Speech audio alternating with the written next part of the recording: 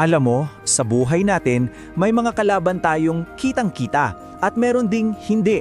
Isang anino na tahimik lang sa isang sulok, hindi mo napapansin, dahan-dahang gumagalaw, nagbabanta sa kalusugan mo, sa kinabukasan mo.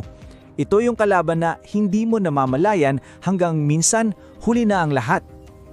Kaya ang pinakamalaking tanong, paano mo lalabanan ang isang kaaway na hindi mo nga nakikita? Paano ka maghahanda para sa isang laban na hindi mo alam na nangyayari na pala sa loob mismo ng katawan mo? So bago tayo sumabak sa anumang giyera, ang una-unang rule, kilalanin mo muna ang iyong kalaban. Dahil ang kaalaman, yan ang pinakaunang depensa natin. At ang kalaban na tinutukoy natin ay ang mga tinatawag na chronic diseases, mga sakit tulad ng heart disease, diabetes at cancer. Hindi ito yung parang simpleng ubo o sipon na bukas okay ka na. Ito yung mga kondisyon na pangmatagalan at kung hahayaan lang, dahan-dahan pero siguradong sinisira ang ating katawan from the inside. Gaano ba to kaseryoso? Well, tingnan nyo to. 7 sa bawat 10 pangunahing sanhi ng kamatayan at kapansanan sa buong mundo ay dahil sa mga sakit na to. Isipin mo, sa isang kwarto na may 10 tao, 7 sa kanila ang posibleng apektado. Ganon kalawak ang anino ng kalaban na to. Pero, heto ang good news. Sa kabila ng lahat ng yan, hindi tayo talunan. Hindi tayo walang laban. Dahil ang pinakamalakas na sandata para talunin ang kalaban na to ay nasa sayo na. Oo, nasa iyong mga kamay. Ikaw mismo ang may hawak ng kapangyarihan. At ang ating unang sandata, ang balanse. Gusto kong isipin mo na ang plato mo araw-araw ay yung shield mo, yung pananga mo. At kung tama ang laman ng shield na yan, kayang-kaya kang protektahan mula sa mga banta. So ano ba dapat ang laman ng ating shield? Well, based sa napakaraming pag-aaral, ito ay yung mga sariwang prutas at gulay, whole grains, lean proteins, at yung mga good kind of fats, yung healthy fats, tulad ng galing sa avocado at olive oil. Sila yung mga sundalo na bumubuo ng iyong first line of defense. Siyempre, sa bawat laban, kailangan mong malaman kung sino ang kakampi mo at sino ang kalaban. At sa ating nutrisyon, may 2 pangunahing players dyan, asukal at fiber. Sa kaliwa, ayan ang mga kaaway, processed foods, matatamis na inumin at snacks, at yung pinaka-traidor sa lahat yung mga tinatawag na hidden sugars, yung mga nagtatago sa pagkain na akala mo healthy. Sa kanan naman, andito ang ating mga kapanalig, mga pagkaing mayaman sa fiber tulad ng beans, lentils at whole grains. Sila yung tumutulong i-control ang blood sugar at i-manage ang ating timbang. Sila, yung mga bida. So, paano natin tatalunin itong si asukal? 3 simpleng hakbang lang, promise. Una, ugaliin mong basahin yung food labels.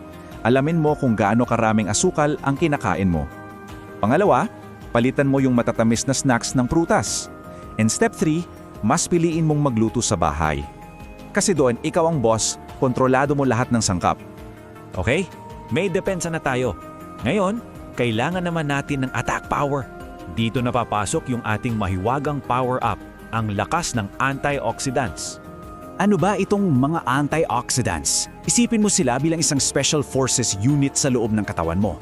Ang trabaho nila ay hanapin at labanan yung mga tinatawag na free radicals, mga sama-samang elemento na sumisira sa ating cells, nagpapabilis ng pagtanda at pwedeng maging sanhi ng mga malulubuhang sakit tulad ng cancer. At saan natin makukuha itong mga power-ups na ito? Well, madali lang. Makikita sila sa mga pagkaing makukulay at masusustansya, tulad ng berries, nuts, at dark leafy greens tulad ng spinach at kale. Madaling hanapin pero sobrang lakas ng epekto. At ngayon, para sa isang sandata na napakasimple, laging andyan lang, pero madalas ito yung nakakalimutan natin. Ang sekreto ng tubig. Tandaan natin to ha, ang tubig hindi lang yan pamatid-uhaw. Ito ang nagpapanatili na maayos ang takbo ng lahat ng sistema sa loob natin. It supports our metabolism, it helps flush out toxins. Kung ang katawan natin ay isang makina, well, ang tubig ang langis nito. At alam naman natin kung anong nangyayari sa makinang walang langis. Kasi ang simpleng dehydration lang o kakulangan sa tubig, yan ay pwedeng magpapalala ng mga seryosong kondisyon tulad ng high blood pressure at kidney disease. Ganun siya kaimportante. Isang simpleng ugali na may napakalaking kapalit sa kalusugan natin. Ayan na. Nasa sayo na ang kaalaman. Nasa sayo na ang mga sandata. Kilala mo na ang kalaban at alam mo na kung paano siya tatalunin. Ang kailangan na lang ay simulan ang laban.